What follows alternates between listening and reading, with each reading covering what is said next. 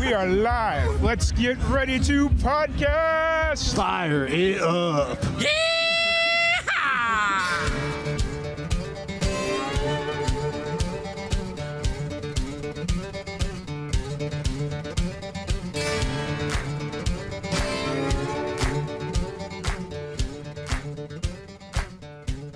Welcome back to another live and amplified Indie Fusion podcast. I'm your host, Tom Quiet, and we're back at it again with another amazing podcast. Today, we have a very special guest joining us. We have Tyler Herwig. How's it going today, man? It's going very well. Thanks for having me on.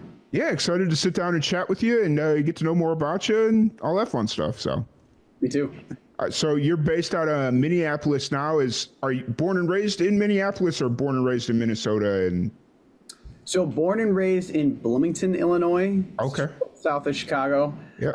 But my family moved to a small town in Minnesota back in 2002, 2003. Okay. I've lived here ever since. Okay. So you're basically raised in Minnesota for the most part? Okay. Yeah, most of my childhood and my life has been in Minnesota. Fair enough. I know Bloomington very well. It's drive through it all the time. So, where does like music start to come into play? Like, was that something that your family introduced you to? Like, obviously, looking at the background, you see the guitars and all the musical stuff. Where does music kind of come into play? Yeah, so I mean, I've always been pretty musically inclined. I grew up singing in church as a kid and in like little children's choirs and stuff. But it wasn't until I was about 13 years old when my brother's best friend passed away pretty tragically that I discovered my real passion for the creative side of music. Yeah. I ended up writing my very first song as a way to grieve that loss and kind of go through different, steps of grief and deal with my emotions. And then when I was 16 years old is probably when music took the next big step for me, because that was when I learned that girls like musicians. And I fell in love with singing songs to girls, trying to get phone numbers. And that was when I ended up trying to ask this girl out on a date in song. She ended up saying no. And when she said no, I opened up the trunk of my car and sat in the trunk singing songs for like 2 hours. And while I was throwing myself that little pity party, this woman got off of work, heard me singing. She came and asked if I would sing in her wedding as she walked down the aisle. And that was really when music took on this new life of, oh man, maybe I kind of want to explore this. I want to do this. See, I can make a little bit of money. It was a good part-time job kind of thing for a high schooler. And I've just pursued that feeling of making someone's day a little bit more special with music. Chase that same feeling every day now for 15 years. Yeah. You could have been a YouTube star doing that. I've seen a lot of dudes doing that down in Nashville, where they'll play music and film it and put it up on YouTube, but they're doing it to try and impress women. Like they'll just walk up to women and just start playing music. But that was also like 15 years ago, I should have done that. Right.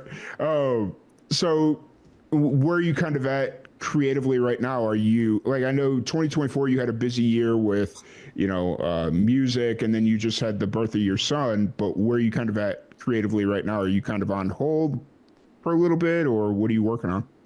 Definitely not on hold. My wife and I are all in on music. Back in June of 2024, she actually quit her full-time job to come and work with me to push our music careers into kind of this new light. And I think the birth of my son, he was born here on January 1st. That's just inspiring us to work even harder. So we have a very busy tour schedule lined up for 2025.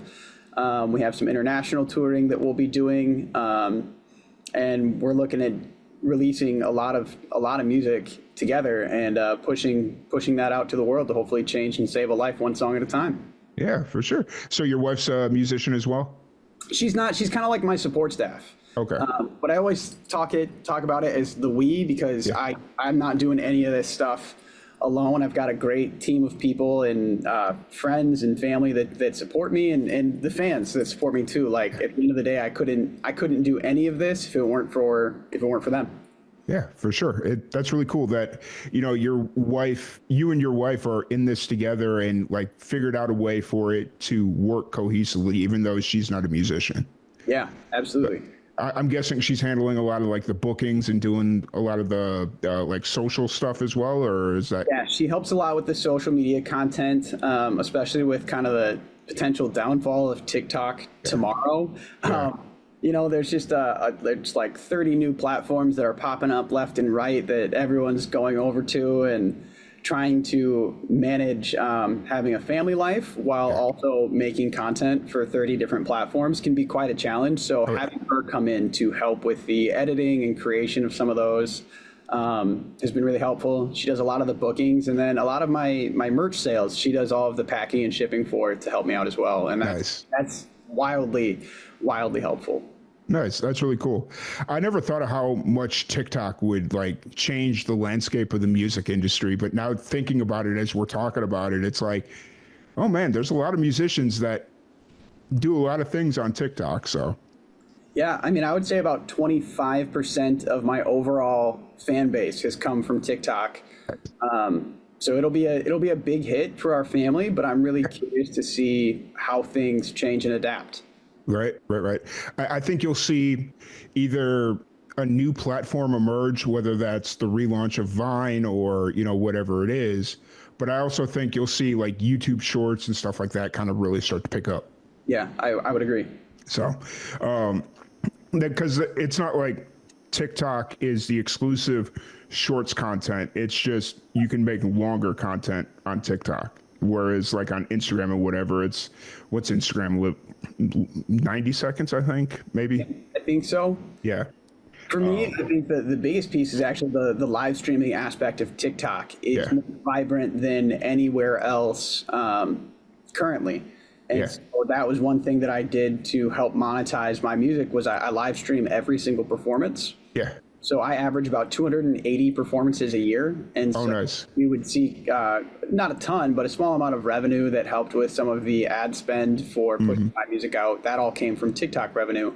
And now that will be, at least temporarily, on pause. So we'll see what happens here in the future. Do you sell your music as like hard copies, or is it all pretty much digital stuff? Both, yeah. So the way I do my hard copies is a little different than what other musicians do. Yeah. I release limited edition singles. Okay. And so every time I come out with a song, I print 100 copies of that song on a physical CD. I autograph it and say, hey, if you want to buy it, it's literally one of 100. I'm never going to make more than this. And because most people don't have CD players anymore. So instead of removing CD sales from my business strategy as a whole, I decided to make it more of a collector's item. So when I am inevitably the most famous musician on the planet, they'll hopefully be worth a little bit of money for my fans. I dig it. I love, especially now with like the reemergence of like vinyl and stuff. I see a lot of musicians doing that with vinyl, where they'll be like, okay, here is the exclusive red album or whatever. Like they make the vinyl red and they only make like 100, 150. This is all there's going to be. And then if they find out, oh, we didn't make enough. Oh, here comes the green out, like whatever it is. And they just kind of figure out different ways to make it exclusive. And I think that's really cool because there's so much to do in the music industry. You just got to be willing and able. I guess adding the able part is the appropriate note there. You got to be able to afford it. Like if you lose all that money, that's the name of the game at this point. So. Yeah, absolutely. There's definitely a certain amount of risk that comes with all aspects of owning a business. But I think particularly in the music industry where you're hunting for your fans or your customers in a very unique way. Yeah. And where most of what you do can be, accessed for free. Spotify account, you don't need to buy my CD. But if you're a diehard fan, the CD is the most valuable thing in the whole world. So it's just about finding those right people. Oh yeah, for sure. Now, will you release your CDs ahead of time before like it's available on Spotify, or does it all come around the same time? Yeah, so I kind of have a tiered program for that. So I have what's called an inner circle program. It's very similar to like a Patreon page. Yeah. If you join my inner circle, you get exclusive access to everything a solid month before it's released to the public. And so that's your opportunity to grab the CDs before they sell out. Yeah. If I haven't sold out, they'll go out to the public, and you can get them on my website or Facebook or any number of places. Fair. Nice. That's really cool. One thing you might look at doing, like I've seeing what happens over the next 24, 36 hours with TikTok, Whatnot may be a good substitute because you could actively sell your CDs. Have you heard of Whatnot? Have you gone through? I've heard of it. I'm not super familiar with it yet, though. Yeah, it's a live streaming, like think TikTok, but QVC, like the old school like shopping networks back in the day. I guess not back in the day. QVC is still out there, so. But yeah, it's basically QVC online, and I think for musicians that's a really good platform, especially if you're selling like actual physical copies, whether it's vinyl, cassette, CD, whatever. It's a really good platform to kind of move some product. So very cool. I'll have to check that out. Yeah. So kind of looking forward, how many or what's your show situation looking like right now? Are you playing pretty consistently, or is this kind of a slow time in Minnesota? Yeah, this is a little bit of a slower season. Come probably end of February, early March is when things will really pick up. Yeah. I'm still by no means like not doing shows. Like I had mentioned earlier, I do about 280 a year. So that's about 4 or 5 days a week on average. But in the summer, I'll be doing 7 to 9 shows a week because I'll double up on the weekends. Yeah. And so right now is slower, but I'm still doing 3 or 4 shows a week. So it's still a busy time. And then with the live streaming aspect, I'm always singing songs. Nice. How do you keep your voice in pristine shape like that, especially during those summer months where you're playing 7 to 9 shows a week? Yeah. There's quite a few things that I do. Some of them took time to really adapt the habit. One thing that I do that's been really helpful is I didn't start doing 280 shows a year all at once. Like I said at the beginning of the podcast, I've been singing professionally now for 15 years. Yeah. So I've slowly year over year added a few more shows, and that's helped to strengthen my muscles slowly as to not put a mass amount of strain on them all at once.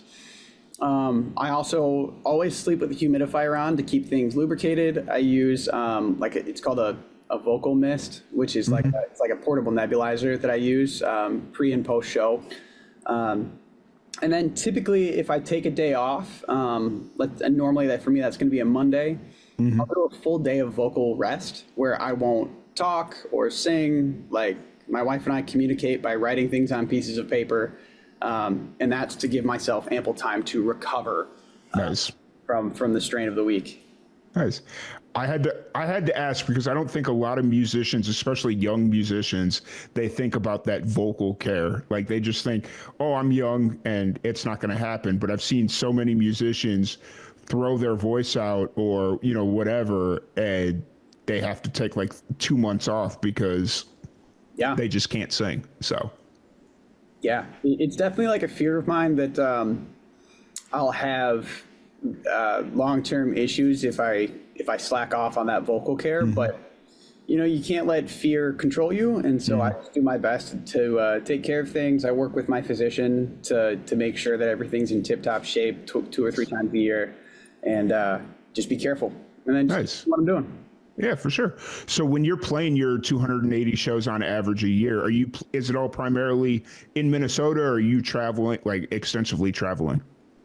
Yeah, once my wife and I started having kids about 3 years ago, we kind of cut back on the more regional touring that I was doing prior to that. That's because we wanted to make sure I was, home at night to help take care of the kiddo. This year, though, we'll be picking up doing more regional and actually a little bit international touring, which is really fun. I can't announce where I'm going yet, but I can tell you I'm going to be outside of the United States later this year, which will be a lot of fun. And yeah, I think we've really kind of doubled down on we want to be able to take our kids with us on these adventures all over the world.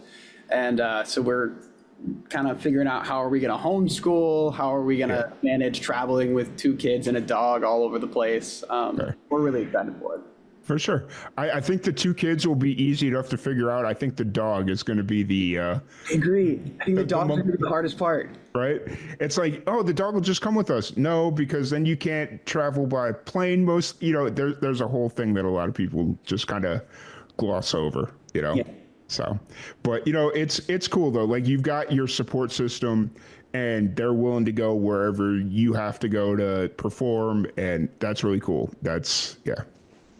Yeah. Very lucky. Yeah. So kind of back on you, would you say right now, obviously beginning of the year, you said you're down to playing like 3-4 shows a week. Are you more in a writing mode right now, or are you just kind of enjoying the moment for what it is? And then once things pick back up, like where do you kind of find yourself creatively, I guess is what I'm asking. Yeah, I kind of feel like I'm in a writing mode all throughout the year. Like I try and write at least 100 songs a year. So, that's one every 3.5 days ish. Yeah. And a lot of it is just, I write a lot of songs that aren't very good because I'm looking for the diamond in the rough. I'm looking for one song that I'm like, that's the one I really want to cut. That's the one I want to share that story. And a lot of my music kind of revolves around like two different topics. It's either my recovery from addiction or it's my family.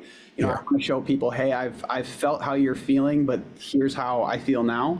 And so I bounce back and forth between these two ideas throughout my process and just throughout my week even. And I don't really ever stop writing. It's just maybe what I'm writing about changes. Mm-hmm. For sure. Do you feel like your music saved you from your addiction? Like you brought up your addiction that you were dealing with. Do you feel like your music saved you from that? Or do you think it was like a root cause in some kind of way? I would say a little bit of column A, a little bit of column B. I think for the longest time, for the first like easily 10 years of my music career, I wanted to be famous because I wanted money, I wanted girls, I wanted attention, I wanted to be the center of everyone's life. I wanted to be the thing that people were listening to on the radio and that you couldn't stop thinking about. And I realized when I first got sober that was a really selfish intention for me, because music can be about so much more. And when I first got sober, a friend of mine challenged me. He's like, hey, what if you started writing songs with the intent of just helping one person? Just don't worry about, being number one on the radio. Just write a song that helps one person not make the same mistakes that you made. Yeah.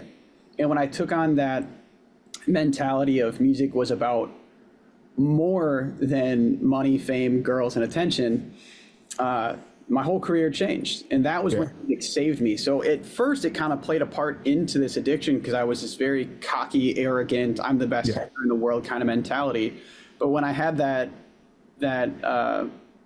when that switch finally flipped, it became the thing that saved me now and keeps me on the straight and narrow every single day, because I get to go out and share my story of kind of my most desperate moments, but then also how I don't have to feel that way anymore. And I get every day. Yeah, for sure. Do you remember the exact moment that the light switch kind of triggered for you, that you were just like, let's go, let's do it? Yeah. Like hop back into music, you mean? Yeah. Yeah, it would have been early 2020. So probably like March or April of 2020. Okay. Gotcha. So right in time for the pandemic to hit and really wreak havoc on everything, right? Yeah, in a weird way, I think the pandemic probably saved my life, because I got first introduced to sobriety back in January of 2020, before the pandemic hit, which I then went into a recovery facility, and I lived in a sober house for the first year of the pandemic, which had I been alone in my house without a job, I probably would have used that, so in a weird way, the pandemic saved my life because it gave me a new support system and all of the time in the world to focus on getting healthy, which then set me off on this new path. Yeah. And sorry, this all came off very directly. You're good. I'm super open about this stuff. Ask me questions. I love it. Cool. Well, and I just kind of want to explain to the people that are listening afterwards. It's like, like I've talked to a lot of musicians that have dealt with like drug issues or alcohol issues or like whatever substance it is, and I've even lost several friends to that because they were musicians and they accidental OD'd or like whatever it was because they didn't have anybody to talk to, and so it's just like when you're a musician and you're putting yourself in these vulnerable spots night after night of talking about some topics that are just very personal, or they bring up bad memories, or they, like whatever it is, and all you have is the bottle or that syringe or the, like whatever it is. The one thing that I learned during the pandemic, it was like, because there was a lot of musicians that just didn't know how to cope with it. Like you were talking about, had you not found sobriety in January, come March, April, you would have been in a completely, yeah. So that's why I just kind of brought it up. Like once you kind of mentioned it, I was like, okay, we're going to jump in on this and talk about it. So, yeah, and it's probably my favorite thing to talk about because I have a heart for the recovery community and for people that are still in active addiction. Like, yeah, I mean, I truly had given up on life, and I thought that I didn't even care. I was like, I knew I was going to die from my addiction, and I had accepted that. It was kind of a matter of when. Yeah. And so to have kind of lived two lives, one is this like walking zombie, just dripping in addiction, and now one who's completely free from it and gets to go out and share my experience, strength, and hope with others. It's most amazing thing ever. And so you guys, anyone, if you're listening to the podcast and you have more questions, feel free to shoot me a message on like Instagram or Facebook or something. Send me an email on my website. Like, I'd love to tell you guys more about my story. It's my favorite thing to talk about. Sure. Awesome. Now, had you met your wife before you got sober, or was that something that did you guys meet after? Yeah, we had just recently started dating. We have kind of a unique story. And so I'll kind of give you the shortened version. Yeah. 2 months before I had gotten sober, she came to one of my shows and left her phone number in my tip jar. Nice. I call her. We go on one date. On that first date, she tells me that she lives in France. And she was only in the U.S. for about 10 days visiting some friends, and she left her phone number in my tip jar just basically to see if she could get a free dinner out of me. Yeah. And, hey, that's cool. You seem like a nice person, and I've always wanted to go to France. Would you want to keep talking and be friends? And she said yes to that. And over the course of the next 6 or 8 months, we went from being complete strangers to best friends to in this long-distance relationship. I then convinced her to move back to the U.S. In September of 2019. And so that was when we really, seriously started dating because we were finally together. Mm-hmm. And, then within a few months, I had gotten into a lot of trouble and my addiction had kind of become very evident. Like, she didn't know that I was an addict because she was living 4,000 miles away. And so she decided to stick with me because I made the choice to get sober, and she's been a rock for me ever since, and just encouraged me along the way. Nice. That's really cool. I love that story. I must say, though, a woman is the only person that could ever put a phone number in a tip jar and not be called a creep for doing it. 100% agree. Because if a guy does that, oh, he's a creep. No, don't do it. So yeah. I love that story. That's a great story. So as far as like immediate show schedule, what do you got coming up over the next few weeks? Oh gosh, I think over the next few weeks I've got 13 or 14 shows. Nice. I've got one here just tonight in Minneapolis and tomorrow in Minneapolis, and some private events scheduled throughout next week as well. So nice. Awesome. How's the scene in Minneapolis? How's the independent scene? Yeah, I would say it's actually pretty vibrant. I've been to a lot of cities and like just in the U.S. and I think Minneapolis has one of the best pools of talent that you can really find, given how small the pond is. If I can cross my metaphors a little bit, it's not Nashville, but nowhere's Nashville. So if you kind of take that out of the equation, because it is just such a unique city, then I would say Minneapolis has one of the best up-and-coming music scenes that you could find. You have to search a little bit harder to find it. Oh, yeah, for sure. You mentioned nothing's Nashville. It's like in Nashville, you go to a restaurant, there's probably about 40 musicians in that restaurant. So Absolutely. And there's music, there's music from 11, 10 a.m. to Right. 2 in the morning. It's just, it's never ending. And that's Right. every week. So you can't really compare Nashville to anything else. But Right. if you take Nashville out of the equation, Minneapolis is solid. Nice. How often do you go to Nashville? Do you go pretty consistently, or? I would say I'm there once every 3 or 4 months. Kind of depends on where I'm at with working on different projects, and who I'm working on those projects with. Nice. Cool. Awesome. And then just kind of outside of music, obviously you've got the newborn at home, and you mentioned you have another kid as well. But when you do get like 5 minutes to yourself, what are some hobbies? What do you like to do outside of music? Yeah, one of my favorite things to do right now is watch Star Wars with my daughter. Nice. I'm a huge Star Wars fan, and so when we had our daughter 3 years ago, I was nervous that, I wasn't going to have my little Star Wars nerd to play with. And it turns out I was completely wrong, because she is obsessed with Luke Skywalker. Fair. I have like these toy lightsabers. I don't have them near me. We have literal lightsaber fights around our Nice. house. And that is probably my favorite thing in the world to do when I'm not singing. It's just hang out with her, watch Star Wars, and then, lovingly and gently smack her in the face with a lightsaber. Fair. Now, how deep into Star Wars are you going? Are you watching just the movies? Are you going into the animated series? Like, how far does this rabbit hole go? Oh, I'm deep. I've read every Star Wars comic. My daughter is actually named after Luke Skywalker's wife. Nice. Star Wars. So her name is Mara Jade, which is only in the comic books. It's not in the movies. It's not in the TV show. Like, I'm probably the biggest Star Wars nerd you've ever met, and you just. That's fine. That's it's. I always have to ask, because I've run across people that say they're big Star Wars fans, but then they don't know about like the comic book series, but then they don't know about like all the unofficial fan fiction stuff. It's crazy.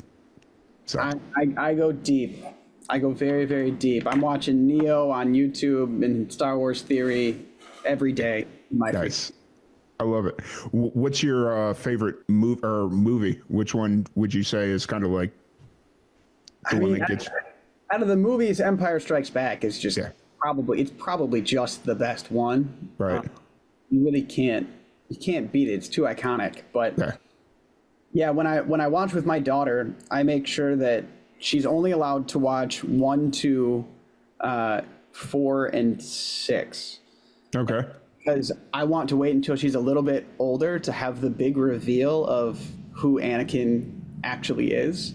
Yeah. I make sure she can't actually see that Anakin, any reference to Anakin, Darth Vader can't be seen. And so we skip around a little bit. And so I'm hoping one day we'll do like a whole day Star Wars movie marathon. We'll watch 1 through 6 all in order, and I can just see her face light up as she realizes that her favorite characters are actually the bad guy. Fair. I see you keep referencing 1 through 6. What's wrong with 7 through 9?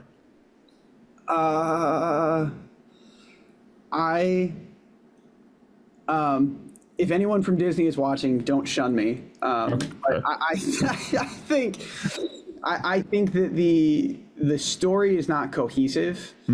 I feel like there's pieces that they tried to, like there are moments from 1 through 6 that they tried to repeat and recreate the same feelings, but they didn't construct a story in a way that allowed the emotional attachment to the characters for that to actually happen. Yeah. I also think that the constant director changes in 7, 8, and 9 made it so a cohesive story really couldn't come together. Yeah. And then I think they did a disservice by killing off all the legacy characters, in ways that don't make sense. Like Luke Skywalker died basically because he was tired. Yeah. How does a Jedi die when you're tired? Right. And when I look at how those same characters died in the comic books, I think that they had a much better death, if I can say that. So there's just little things where I'm like, I didn't bond with the characters. I think the way they were shot from a cinematic point of view, I think is great. Like they're entertaining movies, but I don't care about the characters. Fair. So. I think where Disney screwed up is when they have to introduce ancillary movies like Rogue One or whatever to try and fill in certain gaps that either they missed or they neglected to go over. It's like now you're just trying to spackle a hole in the wall at this point. So yeah, I think they would have been a lot better going either much farther into the future after episode 6. They could really establish kind of a new canon, or go farther back into the past. If we're going to do fan service, what we want to see is like fast-paced, high-action lightsaber fights. And lightsaber fights in 7, 8, and 9, they're kind of slow, and I understand what they were going for. I just don't think that it didn't land with the fan base. And I mean, we've seen ever since Disney took over, it divided the fan base very clearly. You didn't do the job of uniting people underneath the Star Wars umbrella as well as we'd all hoped. Right. I kind of stopped watching after 7. I haven't watched anything since. And it's just kind of like, okay, fair. Yeah. They're fine. Like it's a good movie, but it just doesn't feel like Star Wars to me. Yeah. So. Honestly, I'm kind of surprised that you because I hear a lot of people dogging 1 through 3. That like they don't like 1 through 3. I saw the first 2. I didn't see the third one. I've seen 4, 5, and 6. I've seen all those. I've only seen 1 and 2. I've never saw 3. Just because where I was at in my life, I wasn't too keen on going to see it. And then I went and saw 7, and I was like, yeah, I'm good. I'm not going to go see 8 and 9 once they ultimately come out. So. Yeah, and I mean that's fair. I think a lot. I'm getting to that point more where I'm just kind of losing hope for Star Wars. Yeah. But I mean, you can even see behind me, like I have an X-wing on top of my gold record, flying up towards the Death Star over there. So like, I've got the Star Wars stuff everywhere in my life. And fair. I dig it. I really dig it. I wasn't expecting a Star Wars conversation, but I love it. So. But yeah, I don't want to keep you here too much longer because I know you got a busy day ahead of you. You got a show tonight and all that fun stuff. If anybody wants to check out your music and all that fun stuff, where's the best place to find you? Yeah, you guys can find me on all streaming platforms just by searching Tyler Herwig. You can also find me on all social media platforms at Tyler Herwig Music. So feel free to give me a like or a follow. And I always tell people, if you don't like one song, keep following because I switch genres a lot. So you might want the next one. Nice. Before we leave, though, what is it about switching genres? Is it just that's what you're in the mood for, or? Yeah, to me, it's all about, I'm a storyteller, and music is my platform to tell those stories. And so if I write a song and I think to myself, this sounds like a country song, I'm going to make a country song. If I write one and I'm like, I think this is more of a pop song or singer-songwriter vibe or R&B or I don't know, German acoustic death metal, like whatever serves the story the best is what I want to make, because I want to communicate that story as best I can. Nice. You need to make a Mongolian death metal song. Have you heard of the band The Who, the HU, not The Who, the iconic British band, but The Who HU? No. When you get a minute, go to YouTube, type in The Who, the and then HU, and just watch any one of their songs. It's amazing. So I'll check it out. Yeah. Just to broaden your horizon, I went down a whole rabbit hole of native death metal. I think it was what I was looking at. Like I found some Samoan death metal. I found some Aboriginal death metal. Like I went down a very weird rabbit hole during the pandemic, and yeah. All right. So. Awesome. But yeah, once again, thank you so much for joining us. I really appreciate it. Thank you everybody for tuning in, and we will catch y'all later.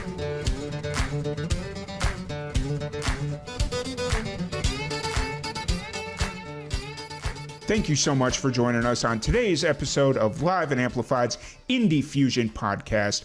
If you'd like to support anything Live and Amplified does, please follow us on all of our social media platforms at Live, the letter N, Amplified. You can find us on Facebook, Twitter, Twitch, Instagram, YouTube, Threads, any of them, all of them, at Live, the letter N, Amplified.